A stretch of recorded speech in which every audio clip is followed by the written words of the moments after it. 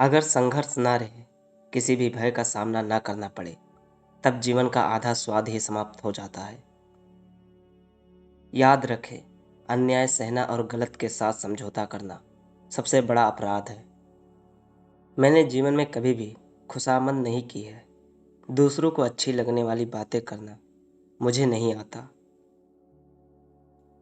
कष्टों का निसंदेह एक आंतरिक नैतिक मूल्य होता है। मुझे यह नहीं मालूम कि स्वतंत्रता के इस युद्ध में हम में से कौन कौन जीवित बचेगा, परंतु मैं यह जानता हूं कि अंत में विजय हमारी ही होगी। यह हमारा कर्तव्य है कि हम अपनी स्वतंत्रता का मोल अपने खून से चुकाएं।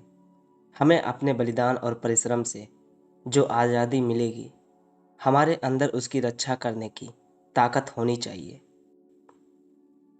तुम मुझे खून दो, मैं तुम्हें आज़ादी दूंगा।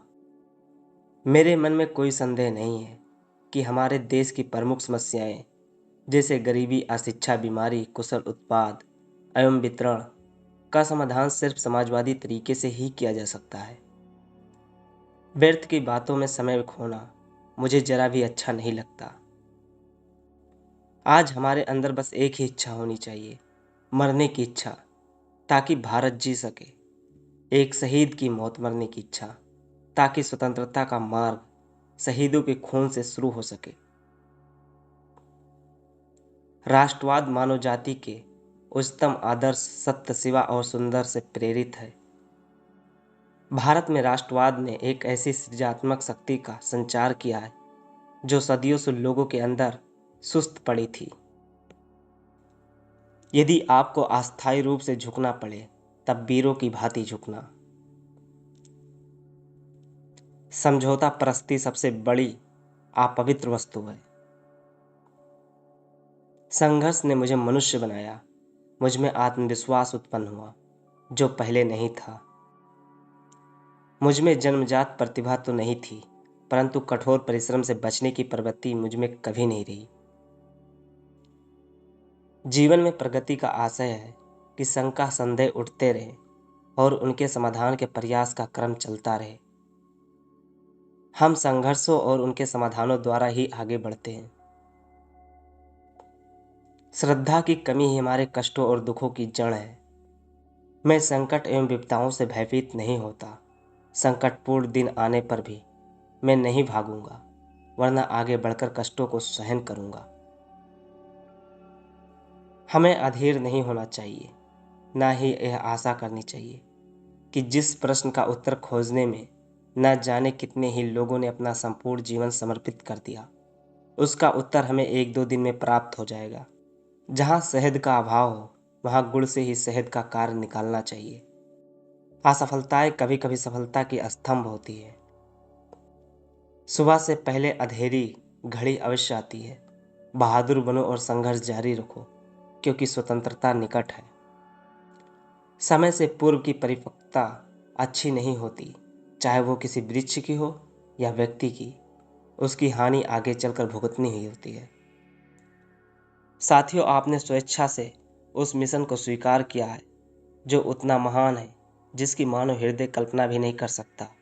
ऐसे मिशन की पूर्ति के लिए कोई भी बलिदान बहुत महान नहीं होता, किसी की जीवन का बलिदान भी नहीं। आप आज भारत के राष्ट्रीय सम्मान के संरक्षक और भारत की आशाओं एवं आकांक्षाओं के प्रतीक हैं। इसलिए ऐसे पेश आओ कि आपके देशवासी आपको आशीर्वाद दे सकें और आप पर गर्व कर सकें।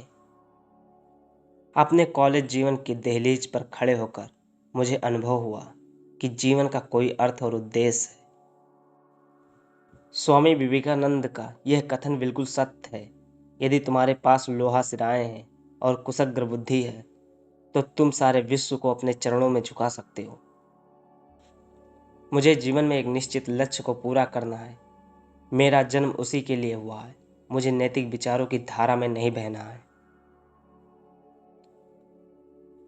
निसंदेह बचपन और युवावस्था में पवित्रता और संयम अति आवश्यक है। मैं जीवन की अनिश्चितता से जरा भी नहीं घबराता। मैंने अमूल्य जीवन का इतना समय व्यर्थ ही नष्ट कर दिया, यह सोचकर ही दुख होता है। कभी कभी यह पीड़ा असह्य हो उठती है। मनुष्य जीवन पाकर भी जीवन का अर्थ समझ में नहीं आया। यदि मैं अपनी मंजिल पर नहीं पहुंच पाया तो यह जीवन व्यर्थ है, इसकी क्या आवश्यकता है। भविष्य अब भी मेरे हाथ में है। मेरे जीवन के अनुभवों में एक यह भी है कि मुझे यह आशा है कि कोई ना कोई किरण उबार लेती है और जीवन से दूर भटकने नहीं देती। चरित्र निर्माण ही छात्रों का मुख्य कर्तव्य है। मैं चाहता हूं चरित्र ज्ञान और कार्य। हमें केवल कार्य करने का अधिकार है। कर्म ही हमारा कर्तव्य है। कर्म के फल का स्वामी वो है, हम नहीं। कर्म के बंधन को तोड़ना बहुत कठिन कार्य है। मैंने अपने छोटे से जीवन का बहुत सारा समय व्यर्थ में ही खो दिया। माँ का प्यार सबसे गहरा होता है, स्वार्थ रहित होता है। इसको किसी भी प्रकार से नापा नहीं जा सकता। जिस व्यक्ति में सनक होती है वो कभी भी महान नहीं बन सकता। परंतु सभी पागल व्यक्ति महान नहीं बन जाते, क्योंकि सभी पागल व्यक्ति प्रतिभाशाली नहीं होते। आखिर क्यों? कारण यह है कि केवल पागलपन ही काफी नहीं है, इसके अतिरिक्त कुछ और भी आवश्यक है। भावना के बिना चिंतन असंभव है। यदि हमारे पास केवल भावना की पूंजी है तो चिंतन कभी भी फलदायक नहीं हो सकता। बहुत सारे लोग आवश्यकता से अधिक भावुक होते हैं, परंतु वो कुछ सोचना नहीं चाहते। मेरी सारी की सारी शुभकामनाएं मृत्यु पराया हो चुकी हैं और एक भयानक कठोरता मुझे फंसाती जा रही है। एक सैनिक के रूप में आपको हमेशा 3 आदर्शों को संयोजना है और उन पर जीना होगा। निष्ठा, कर्तव्य और बलिदान। जो सिपाही हमेशा अपने देश के प्रति वफादार रहता है, जो हमेशा अपना जीवन बलिदान करने को तैयार रहता है, वह अजय है। अगर तुम भी अजय बनना चाहते हो तो इन 3 आदर्शों को अपने हृदय में समाहित कर लो। एक सच्चे सैनिक को सैन्य और आध्यात्मिक दोनों ही प्रशिक्षण की जरूरत होती है। हमारी राह भले ही भयानक और पथरीली हो, हमारी यात्रा चाहे कितनी भी कष्टदायक हो, फिर भी हमें आगे बढ़ना ही है। सफलता का दिन दूर हो सकता है, पर उसका आना अनिवार्य है। परीक्षा का समय निकट देखकर हम बहुत घबराते हैं, लेकिन एक बार भी ये नहीं सोचते कि जीवन का प्रत्येक पल परीक्षा का है। यह परीक्षा ईश्वर और धर्म के प्रति है। स्कूल की परीक्षा तो 2 दिन की है, परंतु जीवन की परीक्षा तो अनंत काल के लिए देनी होगी। इसका फल हमें जन्म जन्मांतर तक भोगना पड़ेगा। अपनी ताकत पर भरोसा करो। उधार की ताकत हमेशा घातक होती है। आज़ादी मिलती नहीं है, बल्कि इसे छीनना पड़ता है। जीवन के हर पल में आशा की कोई ना कोई किरण जरूर आती है, जो हमें आगे बढ़ने के लिए प्रेरित करती है। अच्छे विचारों से कमजोरियां दूर होती हैं। हमें हमेशा अपनी आत्मा को उच्च विचारों से प्रेरित करते रहना चाहिए। सफल होने के लिए आपको अकेले चलना होगा। लोग तो तब आपके साथ आते हैं जब आप सफल हो जाते हैं। एक व्यक्ति एक विचार के लिए मर सकता है, लेकिन वह विचार उसकी मृत्यु के बाद 1000 व्यक्तियों के जीवन में खुद को अवतार ले लेता है। इतिहास के इस अभूतपूर्व मोड़ पर मैं आपसे कहना चाहता हूँ कि अपनी अस्थायी हार से निराश न हो, हंसमुख और आशावादी बने। इन सबसे बढ़कर भारत के भाग्य में अपना विश्वास कभी न खोएं। पृथ्वी पर ऐसी कोई शक्ति नहीं है जो भारत को बंधन में रख सके। भारत आजाद होगा, और वो भी जल्द ही। जय हिंद। राजनीतिक सौदेबाजी की कूटनीति यह है कि आप जो भी हैं उससे ज़्यादा शक्तिशाली दिखें। केवल पूर्ण राष्ट्रवाद, पूर्ण न्याय और निष्पक्षता के आधार पर ही भारतीय सेना का निर्माण किया जा सकता है। केवल रक्त ही आज़ादी की कीमत चुका सकता है।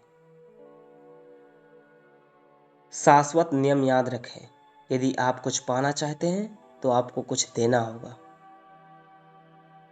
गुलाम लोगों के लिए आज़ादी की सेना में पहला सैनिक होने से बड़ा गौरव कोई सम्मान नहीं हो सकता। एक ऐसी सेना जिसके पास साहस, निर्भयता और अजेयता की कोई परंपरा नहीं, वो एक शक्तिशाली दुश्मन के साथ संघर्ष में अपनी खुद की पकड़ नहीं बना सकती। इसलिए स्वतंत्रता के इस युद्ध के दौरान आपको अनुभव प्राप्त करना होगा और सफलता प्राप्त करनी होगी। ये अनुभव और सफलता ही हमारी सेना के लिए एक राष्ट्रीय परंपरा का निर्माण कर सकते हैं। भारत पुकार रहा है, रक्त रक्त को पुकार रहा है। उठो, हमारे साथ व्यर्थ के लिए समय नहीं है। अपने हथियार उठा लो, हम अपने दुश्मन के माध्यम से ही अपना मार्ग बना लेंगे। या अगर भगवान की इच्छा रही तो हम एक शहीद की मौत मरेंगे। दिल्ली की सड़क स्वतंत्रता की सड़क है, दिल्ली चलो। मुझे आपको याद दिलाना है कि आपको दो गुने कार्य करने हैं। हथियारों के बल और अपने खून की कीमत पर आपको स्वतंत्रता हासिल करनी होगी। फिर जब भारत स्वतंत्र होगा तो आपको स्वतंत्र भारत की अस्थायी सेना को संगठित करना होगा, जिसका कार्य हर समय अपनी स्वतंत्रता को बनाए रखना होगा। हमें अपनी राष्ट्रीय रक्षा ऐसी अटल नींव पर बनानी होगी ताकि हम इतिहास में फिर कभी अपनी स्वतंत्रता न खोएं।